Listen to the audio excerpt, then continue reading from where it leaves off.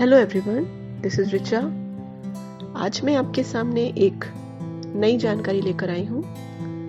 जैसा कि आप लोगों ने बहुत सारे सोशल मीडिया प्लेटफॉर्म्स पर ये सुना होगा कि मॉर्निंग ब्रेकफास्ट में हमको हाई प्रोटीन डाइट लेनी चाहिए और कार्ब्स को हटा देना चाहिए या कम लेना चाहिए।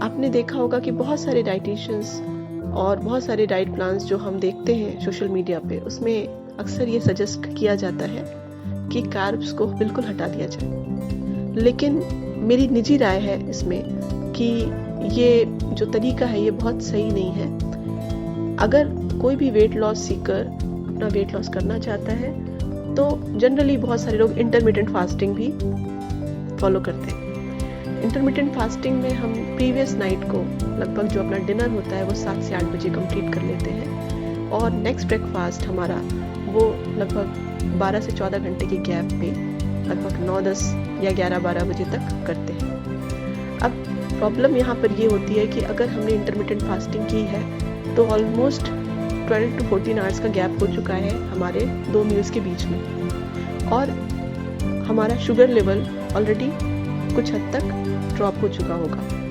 फिर अगर हमने हाई प्रोटीन डाइट ली जिसमें कार्ब्स को बिल्कुल हटा दिया, आपको पता होगा कि कार्ब्स जो है वो मेन सोर्स है ग्लूकोज के सिक्रीशन के लिए। जो ब्लड में हमारा ग्लूकोज सिक्रीट होता है वो कार्ब्स उसके लिए मेन सोर्स है। अगर हम हाई प्रोटीन डाइट लेते हैं जिसमें कार्ब्स बिल्कुल नहीं है तो हमारा जो बॉडी में ग्लूकोज लेवल है वो उतना नहीं बढ़ेगा जितना कि एक बैलेंस्ड मील में बढ़ता या एक हाई कार्ब मील में बढ़ता। तो यहाँ पे जब हमें मॉर्निंग में कोई काम करना होता है, ज़्यादातर लोग जो कि वर्किंग हो या नॉन वर्किंग हो, हमारी जो एक्टिविटी होती है वो सुबह से शुरू होती है और हम शाम दोपहर में रात तक काम करते हैं जिसमें कि हमें एनर्जी की ज़रूरत है। Glucose is the main source of energy. तो हमें यहाँ पर ये समझने की ज़रूरत है कि अगर हम सुबह का जो नाश्ता है उसमें ग्लूकोज लेवल बहुत कम हो जाएगा हमारा, जो कि हमने ऑलरेडी इंटरमिटेंट फास्टिंग भी की हुई है, तो यहाँ पर हमें थकान, कमज़ोरी, लेथार्जिक फील होना बहुत ही कॉमन इश्यूज़ हैं जो हम फेस करेंगे। साथ ही साथ जब भी हम कार्ब्स को कम करते हैं तो यहाँ पर हमें मूड स्विंग की प्रॉब्लम भी आ सकती है, क्योंकि जो भी कार्ब्स रिच फूड होते हैं उसमें मैग्नीशियम पाया जाता है। Magnesium is a very good nutrient for stress relievers.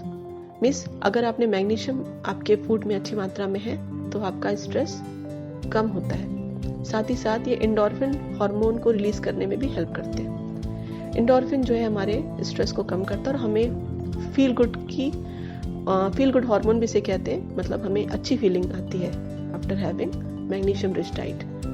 तो कार्ब्स को हटाने से हमारा मूड स्विंग भी हो सकता है, हम स्ट्रेस फील कर सकते हैं, उतना एनर्जेटिक फील नहीं करेंगे और हमें जो दिन भर एक्टिविटी करनी है उसके लिए प्रॉपर ग्लूकोज लेवल नहीं होने से हमारा काम भी कहीं ना कहीं अफेक्टेड हो सकता है। तो बेटर ये है कि हम कार्ब्स को बिल्कुल हटाने के बजाय बैलेंस्ड फॉर्म में अपने ब्रेकफास्ट मील को लें, जिसमें कि कार्ब्स कॉम्प्लेक्स कार्ब्स के रूप में हो, प्रोटीन भी हो अच्छी मात्रा में, गुड फैट भी हो और साथ ही साथ विटामिन्स मिनरल्स के लिए हम उसमें रॉ फ्रूट्स या रॉ वेजिटेबल्स को भी शामिल करें। इससे क्या फ़ायदा होगा कि हमारा जो बैलेंस्ड मील होगा हमें वो दिन भर एनर्जी भी देगा, साथ ही साथ हमें एक्टिविटी करने के लिए प्रॉपर ग्लूकोज लेवल भी हमारी बॉडी में मेंटेन रहेगा। दूसरी बात, अगर हमें कार्ब्स कम करना है तो हम लंच या डिनर में थोड़ा कम कर सकते हैं, लेकिन कम्प्लीटली हटाना is not a good solution. और हमेशा कार्ब्स को आप कॉम्प्लेक्स कार्ब्स के रूप में शामिल करें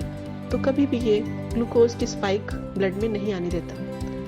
तो ये कुछ खास जानकारियाँ थी जो मैं आपके सामने शेयर करना चाहती थी। एक मुहावरा है जो कि बहुत समय से हमारे भारत में चला आ रहा है कि सुबह का जो नाश्ता होता है उसे राजा की तरह करें, दोपहर का खाना राजकुमार की तरह करें और रात का खाना एक भिखारी की तरह करें। बहुत सारी चीज़ों में हमारे जो पूर्वज या जो हमारे बड़े लोग कह चुके हैं, जो कह के गए हैं, वो हमारे लिए आज भी बहुत कुछ उपयोगी साबित हो रहा है। तो बहुत अच्छा होगा कि हम इस चीज़ को फॉलो करें। और आज के लिए इतना ही। Thank you so much.